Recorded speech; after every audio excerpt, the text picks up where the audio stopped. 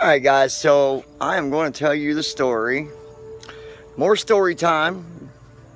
Give you another guide dog throwback story. Whatever you want to call it. I'm going to talk about why I had to get rid of Pearl. Or give her up rather. I don't really like to think of it as get rid of, because it's not like I, just threw her out or just, gave her up. Anyways, this was also something that happened when I was in Washington State, when I was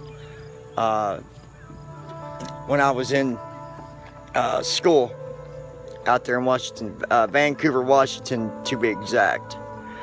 Went to a college out there, and anyway, I was walking my normal pattern, my normal route to get to school, and it's probably I had to walk about 5 blocks to catch the bus to take it over to where my college was.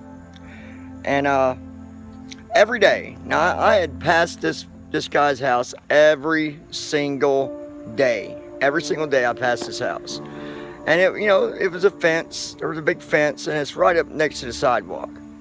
So right where I'm walking my dog, me and my dog working or whatever, her guiding me. And a dog broke through a fence and attacked me. Well, attempted to attack me. And my dog ended up getting in a brawl with the other dog. Now, luckily, the owner came out, got his dog, got my dog, because the one thing that you never do, ever, and under no condition, never get between two dogs fighting. And my dog had twisted the harness out of my hand and went at the dog because the dog was coming at me. Now, my lab, she was a big lab. Pearl was big. She was around 110 pounds. She was a big dog, and she was just muscle. She wasn't fat. She was the stockiest lab that I had ever seen. Anyways, after that happened, it really turned her into being very, very protective. If I passed a dog or any dog was around me, she would go nuts. I mean, she would come up on her hind legs, barking and growling and trying to get to the other dog. I really did my best to try to get her back out of that. I did corrections as we was trained how to correct them, and I doubled down on obedience. I did all this stuff, and it just didn't work out. It didn't work out, guys. I had to end up taking her back to the school. Because when you got a guide dog, something like that happens, don't just give up your dog to whoever. Because until that dog retires, that dog does not actually belong to you. It belongs to the school. It's their property. Matter of fact, when you get a guide dog, you even sign a contract. You stating that you understand that dog is their property. And the way they do that, okay, with the harness is it's because of the harness being used for the dog. The dog and the harness are kind of contracted together, so the harness belongs to them, which means the dog belongs to them, because the dog and the harness are connected into a contract.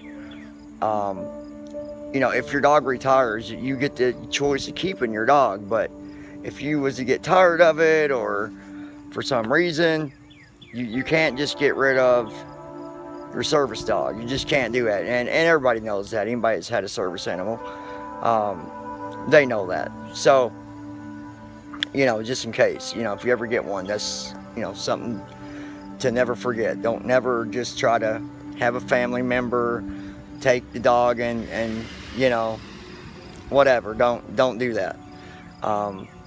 You always want to take it back to the school where you got it if something's going on.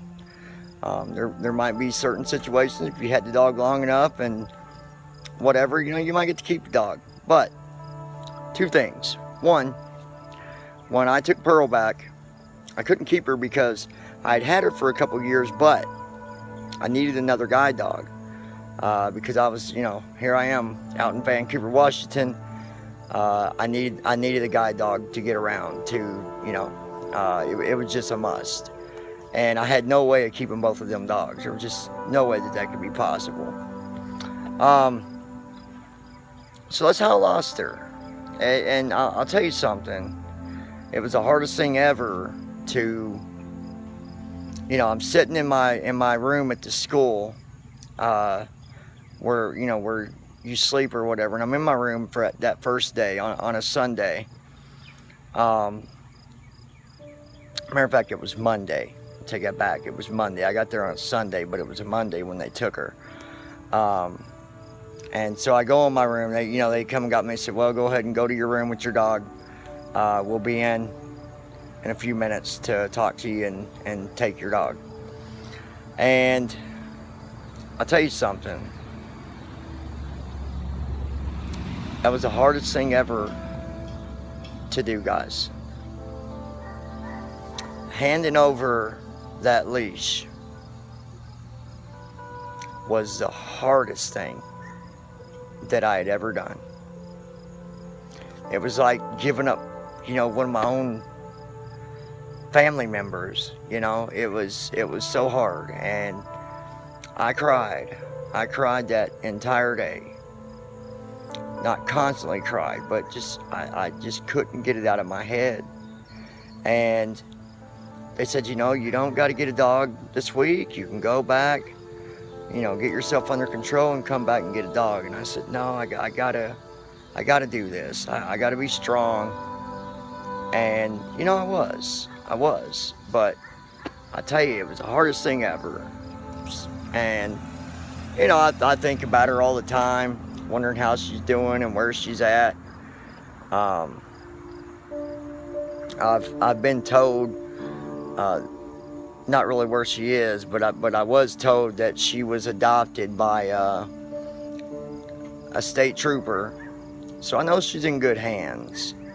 And the guy lived out on a farm or something, so she got to be retired because of her being overprotective, and got to live a normal dog life of just running and playing and all that. And don't get me wrong, guide dogs love the work that they do. They love to work.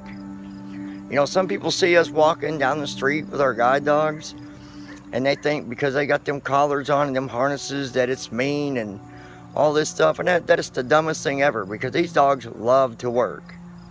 When they see the harness, that tail is going 100 miles an hour. They are ready to go. They are ready to work. And they do such a fantastic job. They never forget their job. They never forget their duty. And, it was a rough time. But I've always had labs. Pearl was a lab. And now, I actually didn't get Sarah when I turned in Pearl.